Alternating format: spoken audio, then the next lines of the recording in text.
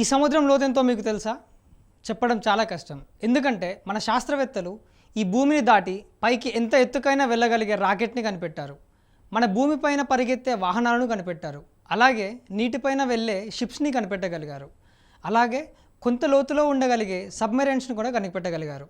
లోపలికి వెళ్లే కొద్దీ మనం చాలా ఒత్తిడికి లోనవుతాం. ఎంత లోపలికి వెళ్తే అన్ని టన్నుల బరువు మనపై పెరగడం మొదలవుతుంది. నీటి ఒత్తిడి పెరగడం ఒక ఎత్తు అయితే అక్కడి వాతావరణం ఒక ఎత్తు. సముద్రంలో 200 మీటర్స్ వరకు సూర్యకిరణాలు పడతాయి. 1000 మీటర్స్ వరకు కొంచెం కొంచెంగా వెలుతురు ఉంటుంది. అంతకన్నా లోపలికి వెళ్ళాక ఇంకా మనకి చీకటి, గడ్డ కట్టుకుపోయే చలి, ఒక నిజమైన నరకం ఉంటుంది. అంత నరకంలో నివసించగలిగే జీవులు కూడా అంతే హానికరం. సముద్రం అడుగులో కొన్ని రకాల ఈల్స్ వెలుతురు కోసం అలాగే వేట కోసం ఎలక్ట్రిసిటీని ప్రొడ్యూస్ చేసుకుంటాయి. సాధారణంగా మనం చూసే వాటికన్నా చాలా పెద్ద సైజులోని ఈల్స్, షార్క్స్ మనం ఈ సముద్రపు అడుగున చూడొచ్చు. అలా అని సముద్రం అడుగు వరకు వెళ్ళే టెక్నాలజీని కనిపెట్టారా అంటే ఇప్పటికీ సమాధానం ఖచ్చితంగా అవును అని అనలేం. పశ్చిమ పసిఫిక్ మహాసముద్రానికి తూర్పున మరియానా దీవులకు పక్కన ఉన్న ఈ సముద్రపు ప్రాంతం ఇప్పటి వరకు ఉన్న అత్యంత లోతైన ప్రదేశంగా గుర్తించారు. ఇదే మరియానా ట్రెంచ్. అయితే సముద్రం యొక్క లోతు ఎంత అనే దానిపైన భిన్నమైన అభిప్రాయాలు ఉన్నాయి. ఎందుకంటే సముద్రం లోతు ఒక్కొక్క ప్రదేశంలో ఒక్కొక్కలా ఉంటుంది.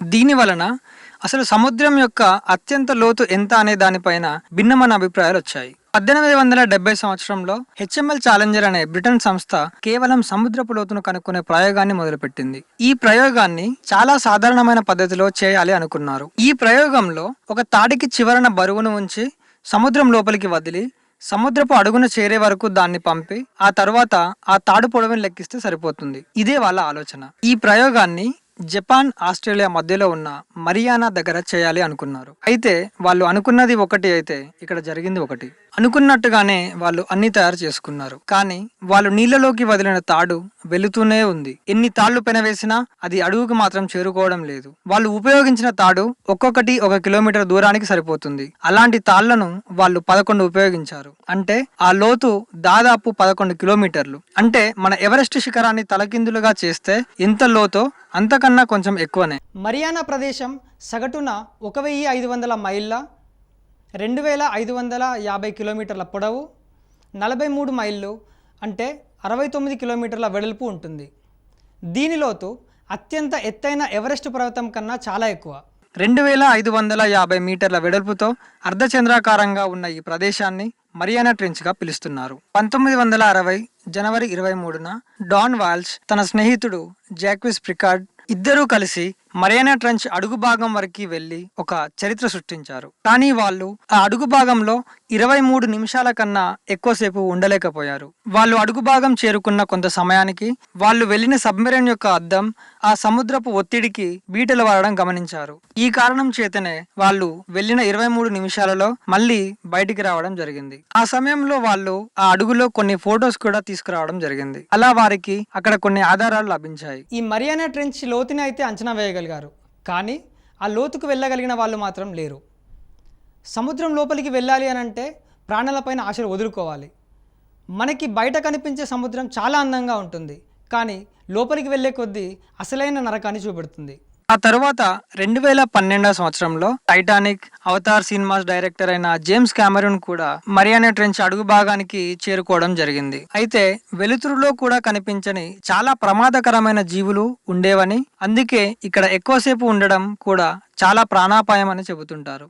అయితే ఇప్పటికీ కూడా ఇంత పెద్దది ఎలా ఏర్పడింది అనే దానిపైన శాస్త్రవేత్తలకు కూడా పూర్తి ఆధారాలు లభించలేదు. కొందరి వాదన ప్రకారం ఈ మరియానా ట్రెంచ్ కింది భాగంలో ఏలియన్స్ స్థావరంగా చేసుకొని భూమి యొక్క పరిస్థితులను గురించి రీసెర్చ్ చేసి భూమి మీద ఆధిపత్యం కోసం ప్రయత్నిస్తున్నారని చెబుతుంటారు. ఇప్పుడు కూడా ఏలియన్స్ భూమి మీదకు వచ్చిపోతున్నారని కొన్ని దేశాలు చెబుతుండడం మనం చూస్తూనే ఉంటాం. అయితే 1 నుంచి 4 డిగ్రీస్ టెంపరేచర్లో ఉండే చోట అసలు ఎలాంటి జీవరాశి ఉంటుందో ఇప్పుడు చూద్దాం. ఇక్కడ చాలా ప్రమాదకరమైన తిమింగలాలు, పదునైన కూరలు కలిగిన చేపలు ఉండేవని, అవి వెలుతురును ఉత్పత్తి చేసి కొన్ని జీవులను వేటాడి తినేవని, అయితే వెలుతురునే కాదు విద్యుత్ని కూడా ఉత్పత్తి చేయగలిగే జీవులు కూడా ఉండేవని కొందరు శాస్త్రవేత్తలు చెబుతున్నారు.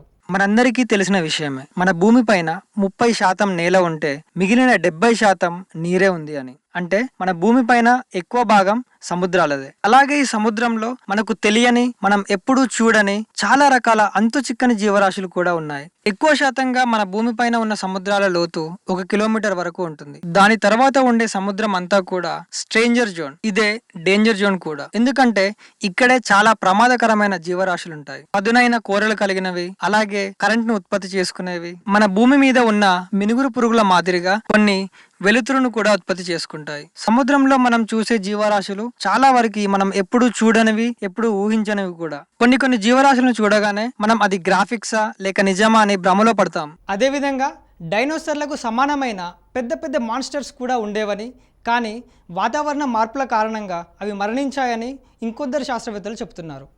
కానీ వాటికి సరైన ఆధారాలు మాత్రం చూపలేకపోయారు. ఇక 2400 మీటర్ల దూరంలో సబ్మెరైన్స్ ఉంటాయి. ఇంకా కొద్ది దూరం వెళ్తే అక్కడే మనకి చిమ్నీస్ లాంటి స్ట్రక్చర్స్ కనబడతాయి. వీటి నుండి దాదాపుగా 400 డిగ్రీస్ వేడి ఉబికి వస్తూ ఉంటుంది. ఇవి చాలా ప్రమాదకరమైన టాక్సిక్ ఫ్లూయిడ్స్ ని నిరంతరం వదులుతూ ఉంటాయి. దాదాపుగా మనకి కావలసిన ఆక్సిజన్ లో 70% ఆక్సిజన్లు మనకి సముద్రాల ద్వారానే వస్తున్నాయి. ఒక అమెరికన్ ఎక్స్ప్లోరర్ సముద్రంలో అత్యంత లోతుకు వెళ్లే రికార్డ్ బ్రేక్ చేయడానికి పసిఫిక్ ఓషన్ లోకి వెళ్ళాడు. తాను సముద్రపు అడుగుకు చేరుకోవడానికి దాదాపుగా 4 గంటల సమయం పట్టింది. అలాగే దాదాపు 11 కిలోమీటర్ల దూరం వెళ్ళాడు. ఆ దారిలో తనకి వింతకరమైన సముద్రపు జీవులు కనిపించాయని తెలిపాడు. కానీ అతను చేరుకున్నాక ఒక ప్లాస్టిక్ బ్యాగ్, అందులో స్వీట్ కవర్స్ ఉండడం గమనించాడు. అంటే తనకంటే ముందే ఆ లోతుకు వెళ్లిన వారు వేరే ఉన్నారు అని అర్థం చేసుకున్నాడు. దాని తర్వాత విక్టర్ ఇంకా తన టీం దాదాపు 4 సార్లు ఆ లోతుకు చేరుకున్నారు. ఆ లోతులో ఎక్కువ సమయం అన్వేషణ కొనసాగించడం కోసం రోబోటిక్స్ లాడర్స్ ని కూడా పంపించి ఇంకా లోతుగా అన్వేషించారు.